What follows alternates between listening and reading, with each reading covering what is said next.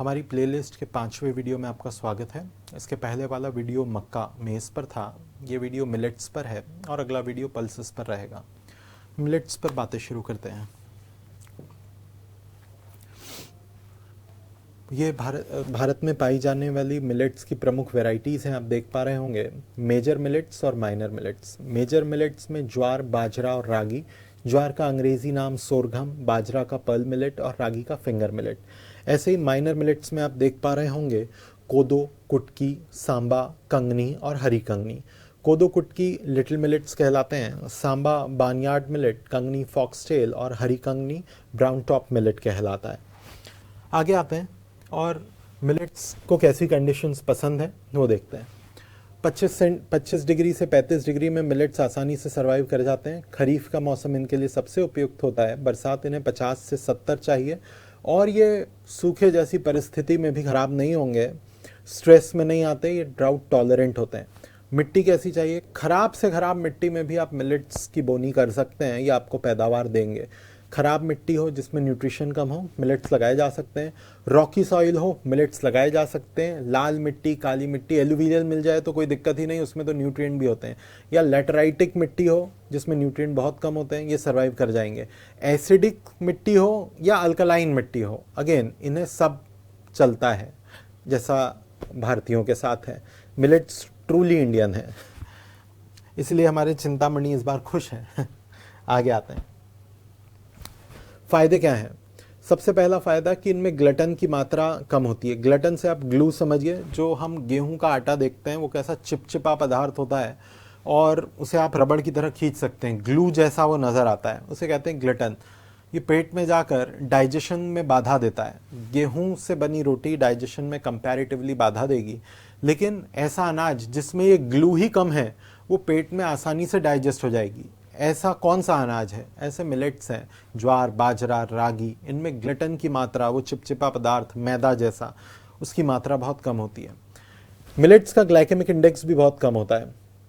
Glycaemic index कम होता है, इसका क्या मतलब?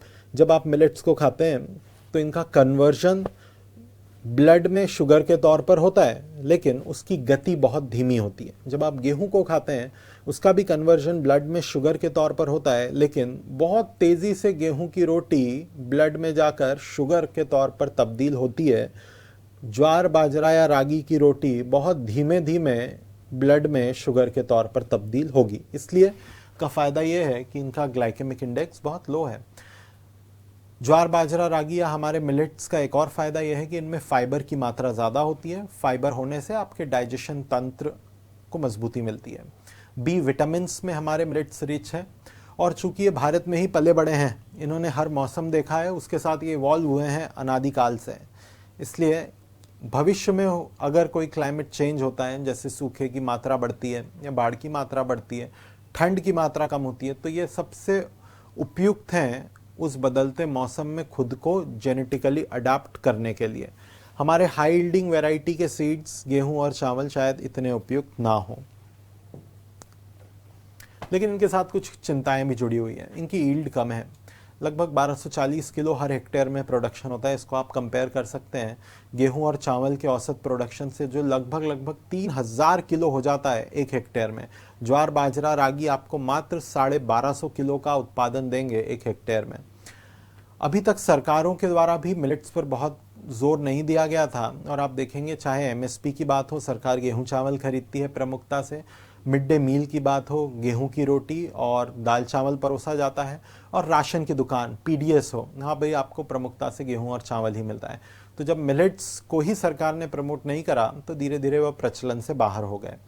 और एक तीसरी चीज़ कि जो हमारी कुकिंग के तरीके हैं उसमें कोई बहुत बड़ी रिसर्च नहीं हो पाई कि हम मिलेट को और किस प्रकार से हॉस्पिटेबल तरीके से आम जनता तक प्रस्तुत कर सकें, जैसे मिलेट डोसा या मिलेट ब्रेड। ऐसे उत्पाद बहुत ही कम हैं, इन्हें हम कहते हैं कुलिनरी। तो कुलिनरी रिसर्च बहुत कम हो पाई है मिलेट्स पर, इसलिए इनकी डिमांड बहुत कम रही है। भारत में टोटल 19 मिलियन टन मिलेट्स का सालाना प्रोडक्शन होता है, इकोनॉमिक सर्वे 2024 कहता है। और मिलेट्स में सबसे ज़्यादा प्रोडक्शन बाजरा का होता है, 19 में से 11 मिलियन टन तो बाजरा का ही प्रोडक्शन है भारत में। देखते हैं भारत में टॉप मेजर मिलेट के प्रोड्यूसर कौन हैं। अगर मैं बात करूं बाजरे की, तो बाजरे का सबसे बड़ा प्रोड्यूसर राजस्थान है। अगर मैं ज्वार की बात करूं तो ज्वार का सबसे बड़ा प्रोड्यूसर महाराष्ट्र है। और रागी की बात करूं तो रागी का सबसे बड़ा प्रोड्यूसर कर्नाटक है। याद करने का भी तरीका बहुत आसान दिख रहा होगा, बाजरा, ये टॉप प्रोड्यूसर्स हैं।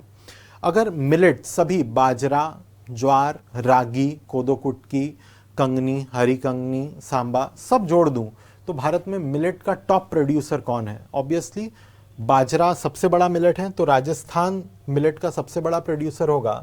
दूसरा मिलेट का सबसे बड़ा प्रोड्यूसर कर्नाटका है, और तीसरा अपना एमपी। तो ये बात हुई मिलेट्स पर। अगली बात करेंगे हम दालों पर, पल्सेस पर।